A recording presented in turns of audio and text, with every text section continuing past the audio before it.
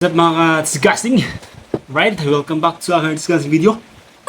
So pag-usapan ng mga disgusting ay yung kung bakit marami nag-resign sa McDo mga disgusting. No? Kahit na pa lang sila training, mga 2 weeks, 1 month pa lang mga disgusting ay nag-resign na sila mga disgusting. Alamin natin mga disgusting kung bakit sila nag-resign. No? Right, let's go mga So, what's up mga ka-disgusting? Right, Right, mga disgusting. Ba't nga ba sila nag-resign ng maaga mga disgusting? No? Dahil nakita ko mga disgusting, yung mga training pa lang, no? Mga isang linggo, training lang mga disgusting. Kasi ang training ng crew mga disgusting ay 1 week lang mga disgusting. So after ng 1 week mga disgusting, nag-resign na mga disgusting no? Dahil nahirapan daw sila. Madaming reason mga disgusting kung bakit nag-resign sila mga disgusting. Dahil una daw, mahirap. Una daw mga disgusting is madaming ginagawa sa McDo. Mga mga disgusting, no? Mahirap makikisama mga disgusting, mahirap daw. Dami daw mga disgusting people. Mga disgusting daw, mga attitude mga disgusting, no? Yan ang isa sa mga dahilan nila mga disgusting. Mga dahilan ng mga bakit sila nag-resign mga disgusting sa McDo mga disgusting. So, ito ay para sa mga ito ay para sa mga gusto mag-apply sa McDo, no? Ito ay pauna ng mga disgusting, no? Para malaman dun kung ano yung dapat gawin. Ano yung dapat yung gawin na bago mag-apply sa McDo. Paano dapat yung ihanda yung sarili ng mga disgusting, no? Ang iba kasi mga disgusting ay inisip nila na halimbawa, for example, mga na gusto nilang maging posisyon mga disgusting is barista. So, pagdating doon sa pag-apply ng mga disgusting, pag-training na, after ng training, kasi inaano sila ng manager, no, ina-assign sila kung saan sila, yung skills nila mga disgusting. Tinitignan ng manager kung saan ba dapat yung skills nila, kung saan ba sila nakapwesto mga disgusting, no? Sa barista ba, sa prepping ba, sa linear ba, yun yung mga disgusting, yung mga chicken yun. Mga product na ginagawa, assemble yun mga disgusting. Or drive-thru ba, taga-take ba ng orders, yung skills nila. So yun ang titignan ng manager mga disgusting, no? So doon sila parang nadidisappoint dahil yung inisip nila na order, yung inisip nila na position is hindi sila doon mga disgusting.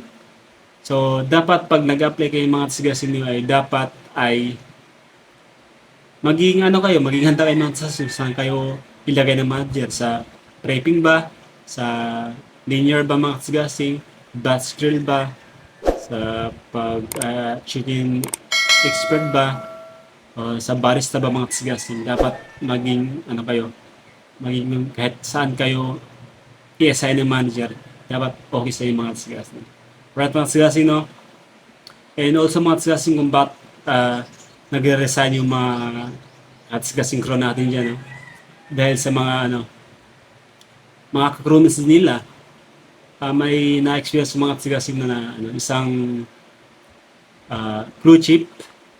So may mga crew chief kasi na stricto magturo, may crew chief naman na okay magturo mga disgusting, na may crew chief naman na maayos magturo mga disgusting. So doon tayo sa attitude magturo, masugid magturo mga disgusting. May mga crew chief kasi ng ganun na dapat yung crew na train nila is matuto agad. On that day, dapat matutunan agad yung tinuturo niya. Dapat hindi ganun mga disgusting, no? Dahil siyempre, pinaprocess mo pa yung alam mo dun sa tinuturo niya. Hindi agad-agad yung malalaman mga disgusting. Weeks yun or days yung mga disgusting bago mo matutunan, no? Ang mga disgusting, yun, natutunan ng mga disgusting lahat ng mga ginagawa dun. Months bago natutunan yung mga ginagawa ng mga disgusting. Yun ang problema naman kasi meron pa nga malapit na nagsutukan yung suntukan malapit na nagsutukan dahil yung trainer mga disgusting yung asar doon sa coach dahil pinapagalitan siya, sinisigawan siya mga sigasing no, dahil mali-mali ginagawa. Yung nakita ko yung mga sigasing nila, doon din ako sa gilid nila ba. Ako nagtitake ng order din nila. So, yun, malapit ng sutukan, yun ang pinaka ano, na madami nagre-resign sa McDo mga kasi although hindi lang siguro sa McDo, Jollibee or sa anumang mga klaseng fast food mga kasi na mga din mga attitude ng mga crew mates yung mga kasing. And yung mga ginagawa mga kasing, dapat handa kayo sa mga gagawin. Hugas, pull out, yung mga ginagamit yung mga kasing, hugasan mo yan.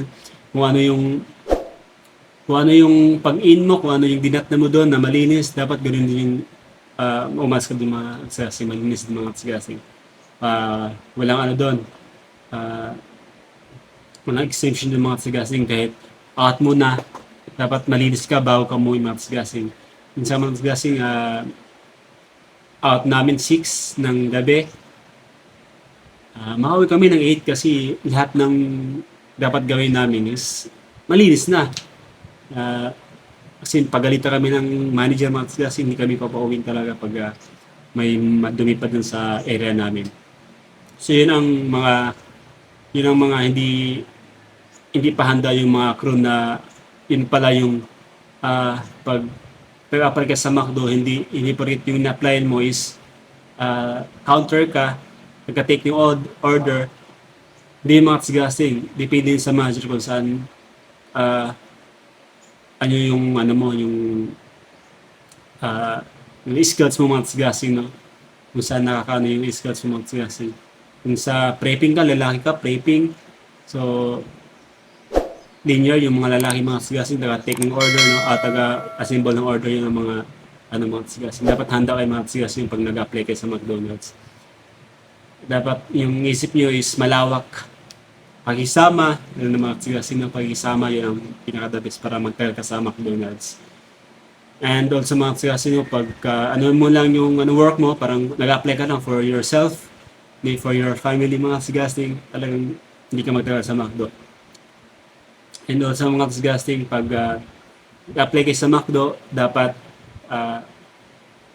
malawak yung pasensya ng mga tsigasing kasi sa umpisa pa lang, weeks, months pa lang sa pag-work ng mga kasi mahirap talaga kasi hindi mo utusan ka, hugas, pull out ng mga equipment ng McDo, talagang nandun yung mga tsigasing hirap.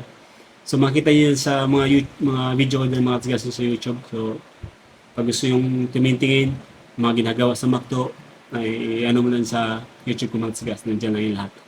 So yun lang mga tsigasing, no? Lahat ng gusto mag-apply sa McDo, dapat maging malakas kayo. Emotionally, physically mga tsigasing, yun ang mahalaga sa McDo mga tsigasing, yung pag-apply. Dapat malakas ka, mabilis din mga tsigasing. Hindi pwede sa McDo na mabagal mga tsigasing. Delikado ka din mga tsigasing. And also yung mga crew din na mga nagtuturo, dapat gandahan nyo ng turo nyo. Dapat feeling manager magturo, wag feeling boss magturo mga tsigasing. So, yun lang mga tsigasing na, dapat maayos lang ang pagtatrabaho mo. Right?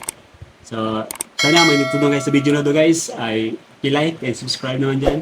So, pag-share na din mga tsigasing na itong video na to para makatulong sa mga tsigasing yung tropa natin dyan, right? So, let's go mga tsigasing.